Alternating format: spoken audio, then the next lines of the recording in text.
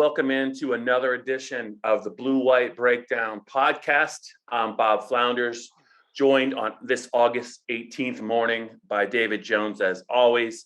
David, we're getting a lot closer to the start of Penn State season, September 4th at Wisconsin. A little bit of news to get to. I wanted to ask you about some of the work you have done. You've kind of scouted up for PennLive and for the Patriot News the entire Big Ten. We won't touch on all the work you did, but I was looking through some of your work on 5,000 words, 5,106 words, and I lived every one of them. I know. I did want to ask you about a couple teams. We don't want to talk about it all today because we still got a couple weeks to go. Dave, at some point I gotta bring up Nebraska. It looks like Scott Frost is in a lot of trouble.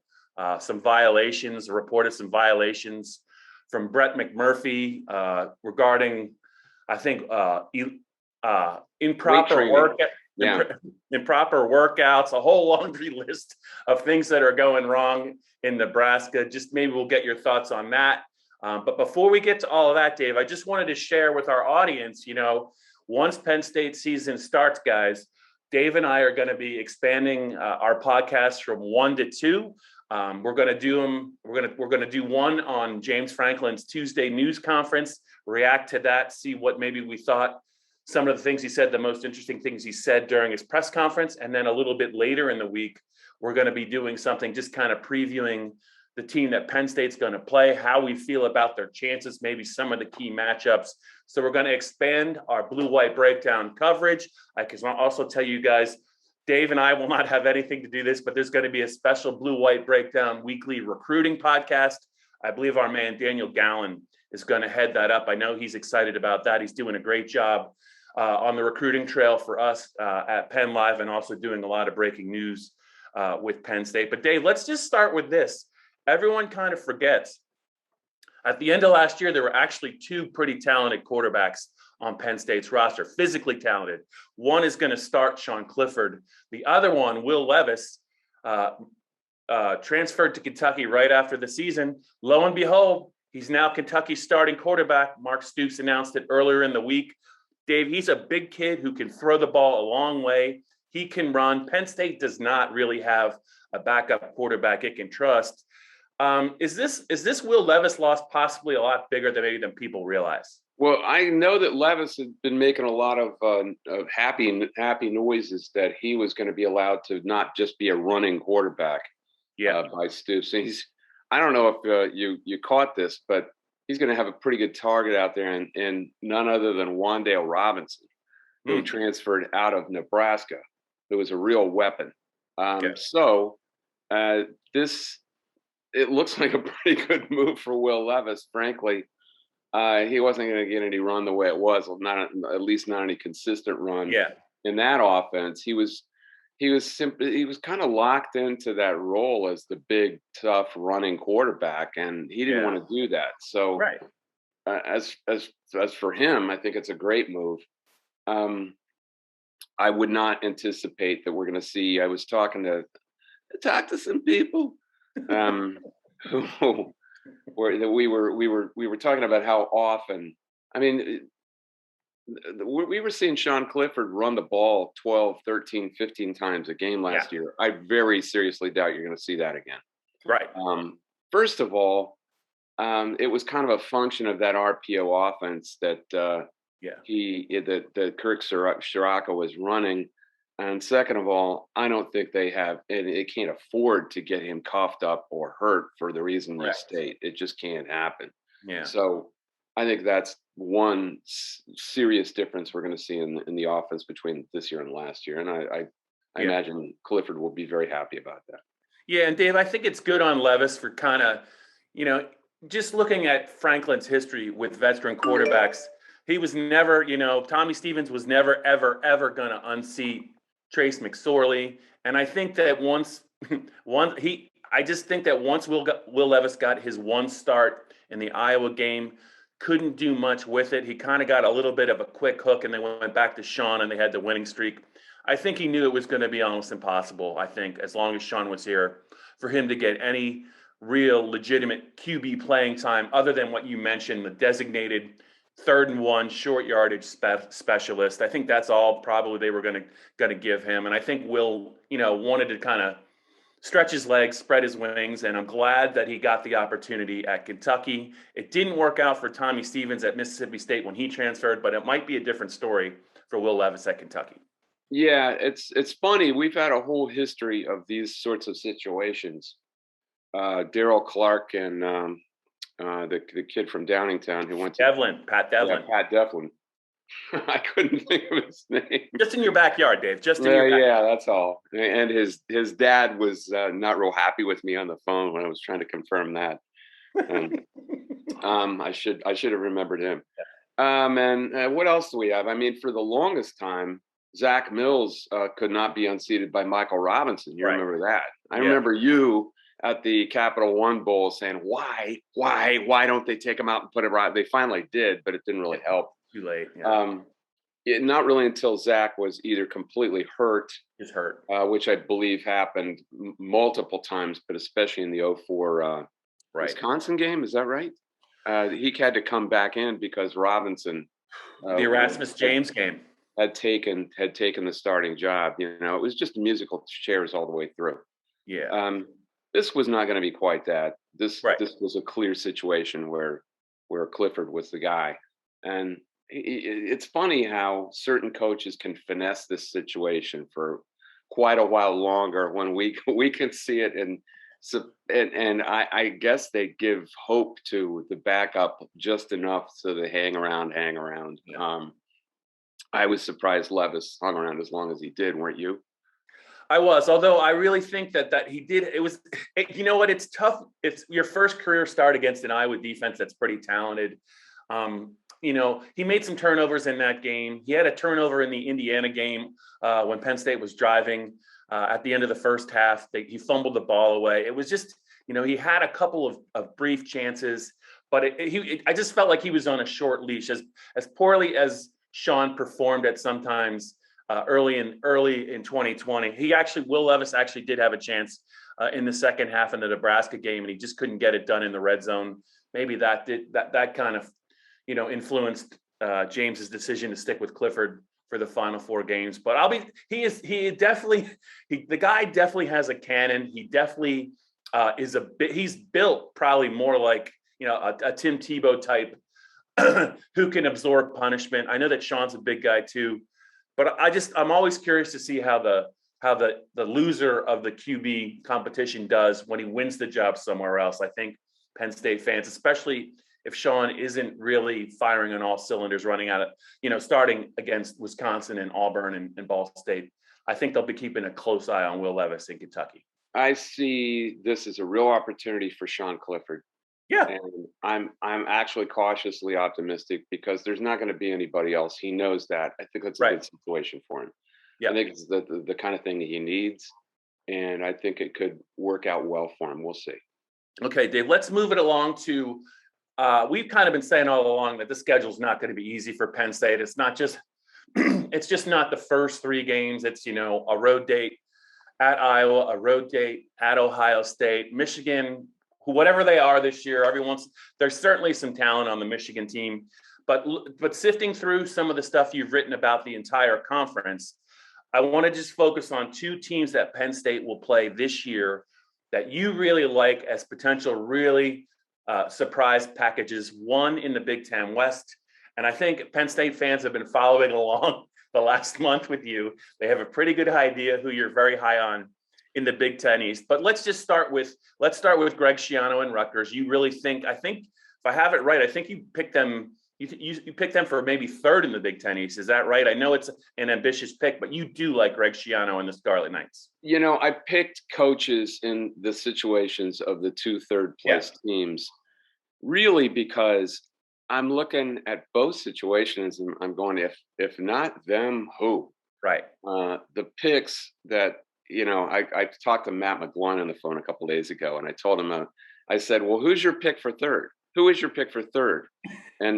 And I said this about both the East and the West, but I was talking specifically about the West. Mm-hmm. And he was like, I don't know. Who did you pick? And I said, Illinois. And he just said, no. And we both busted up. I said, that sounds like something I would say. You guys, and we were laughing. But it really comes down to, in both divisions, the candidates for third place are kind of weak. Yeah. I don't really see an obvious candidate in the. Let's start with the East. Yeah. It was pretty much a process of elimination. Is it going to be Maryland, who is constantly harebrained? They've got talent. Their defense doesn't look very good. They make mistakes, penalties, turnovers. That's what they've always done. I don't see that stopping.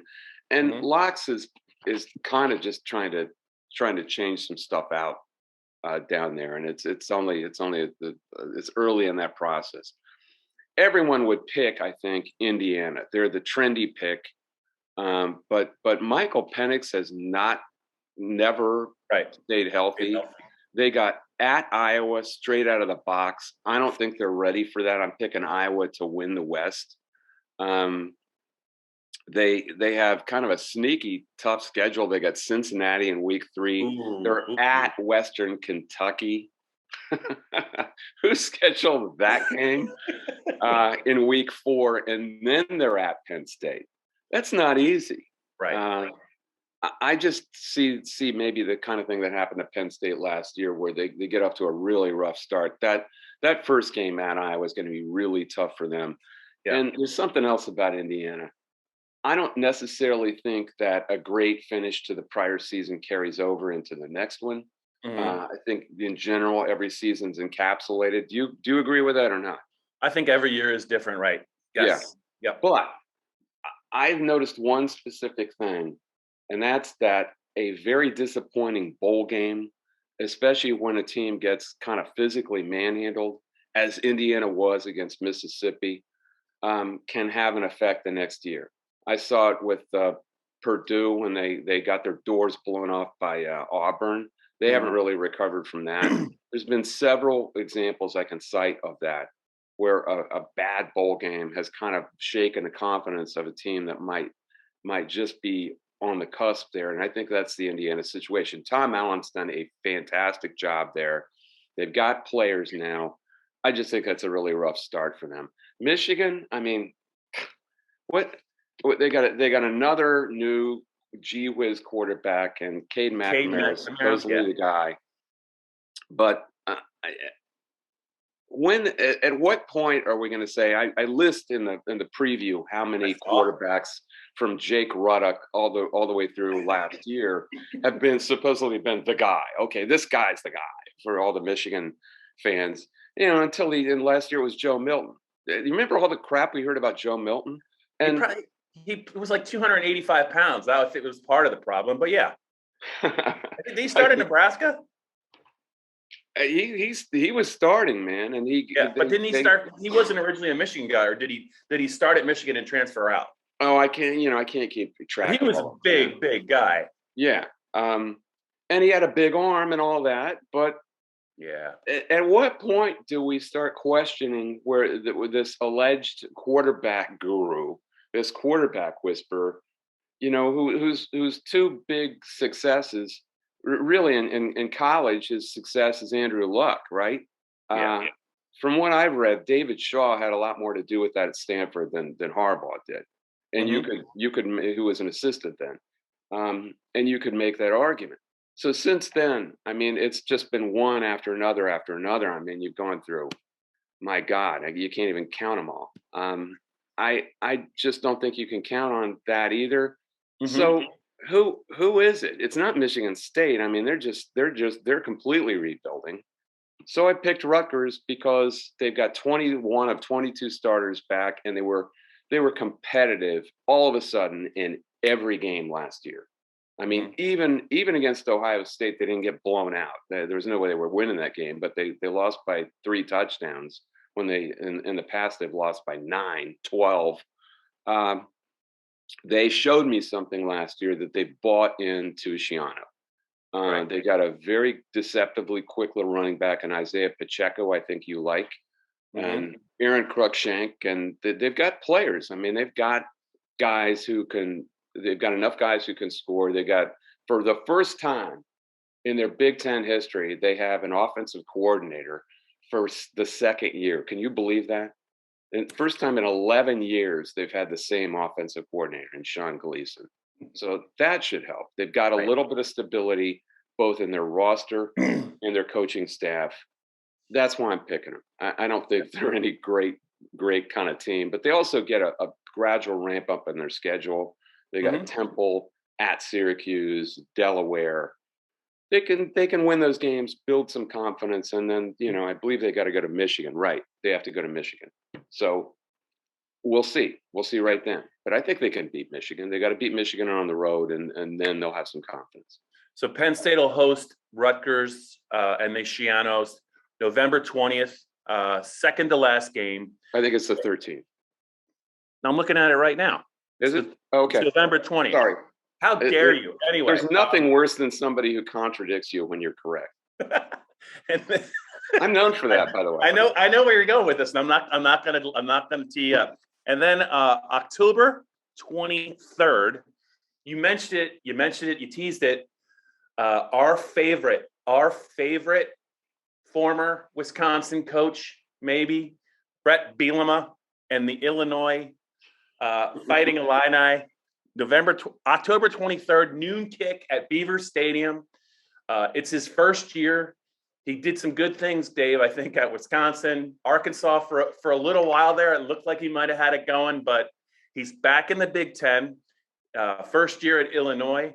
And you think that this might be, at least for this year, this might be a good spot, and his connections and his ability to kind of assimilate maybe in this conference could really help him. Is that accurate? Well, there's nothing overwhelming about this roster as far as talent. They were competitive in most games. I mean, they got firebombed by Wisconsin, and I was actually surprised they won at Rutgers. They won big at Nebraska. Yep. Nebraska looks like a grease fire, doesn't it? To you? It does now. Yeah, that's their opener at home. Yeah. I think they're just good enough to win that game, and then they got Texas, San Antonio, at Virginia, Maryland, at Purdue, Charlotte. I mean, that's an opportunity to build some confidence. They've got a lot of guys back on the offensive and defensive line. They're not tremendous players, but Phil Steele ranked both of their lines as fourth best in the league. That's something that Brett Bielema can work with. Yeah. They also have a ton of super seniors. Now, people I love that term. Which means guys who are just back because of COVID, because they got the extra year. I believe altogether they have 40 seniors or super seniors on this team. Yeah. Now, people will say, well, yeah, but they suck. They can't play. They don't all suck. They're all pretty decent. They're college players, first of all. Right. Some of them are pretty decent players, but what swayed me is that, look, these are guys who could have moved on with their lives. 22 of these guys, the super seniors. Right. And yet they didn't. They listened to Brett Bielema and they said, we're going to play for this guy.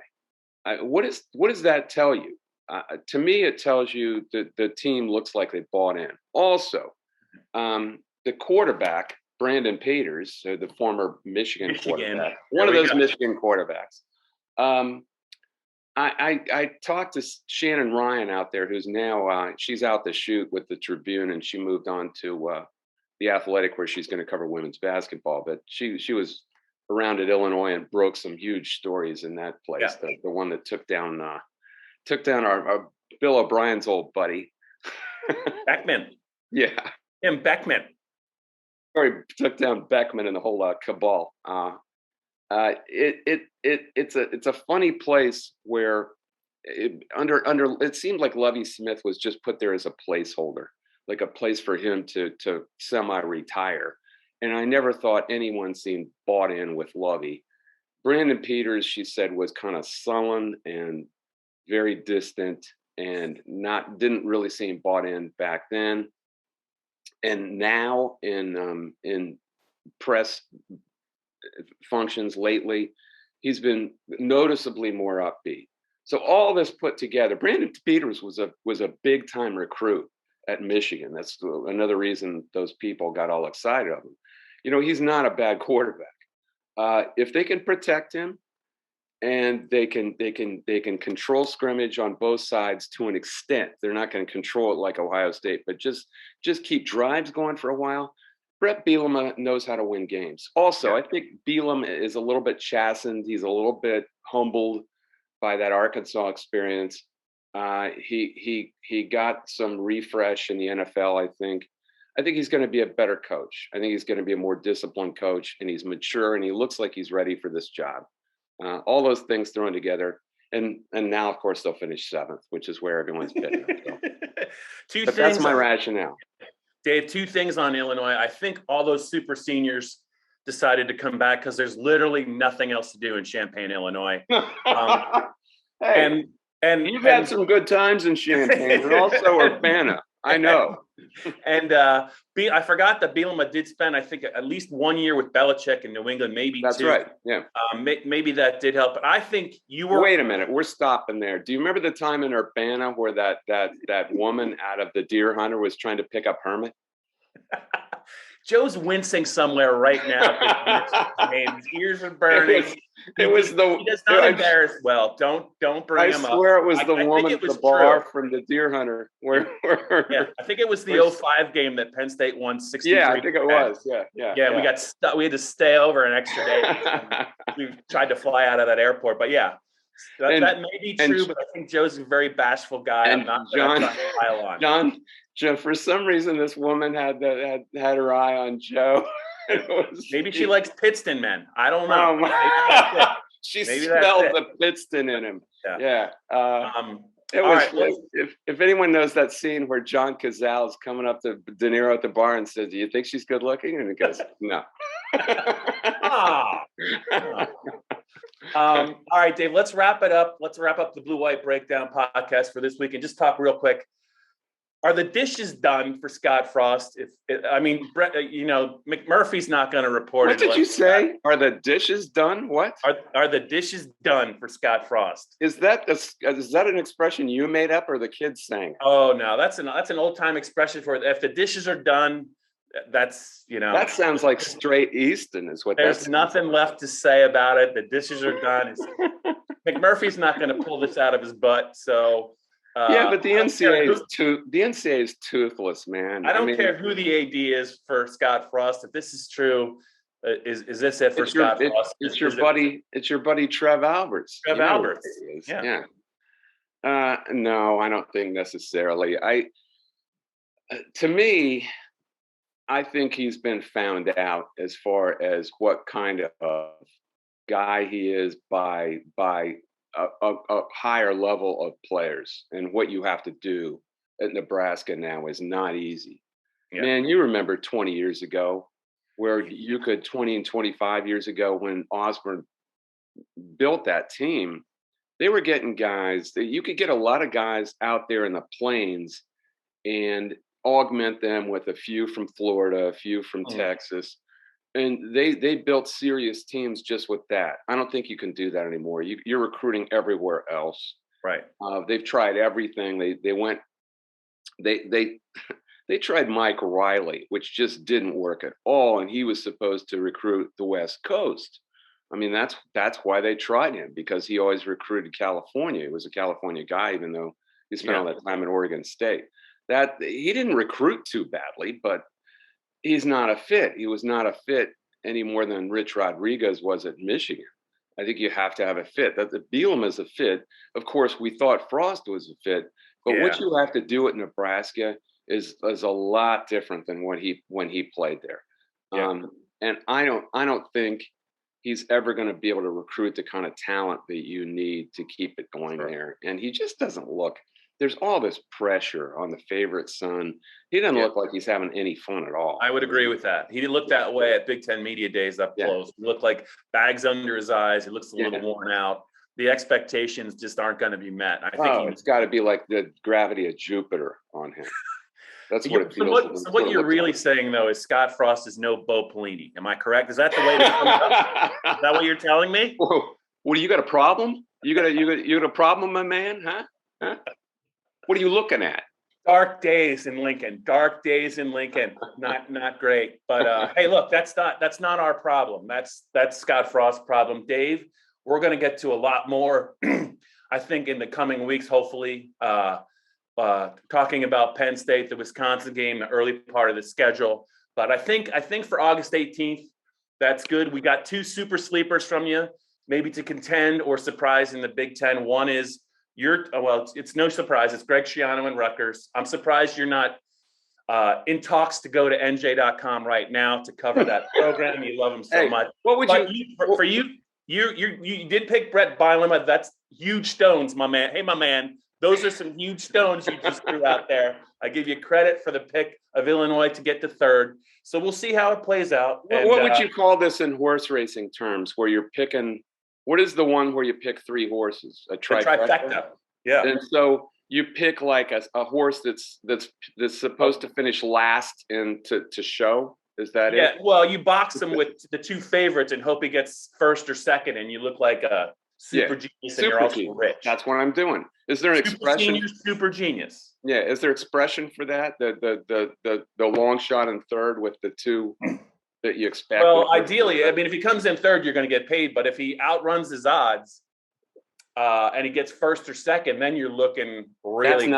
That's not happening. But neither one of those teams are finishing. I think you just reverse jinxed your jinx, and now it is happening. Neither one of those teams are finishing 2nd in their division. That's not happening.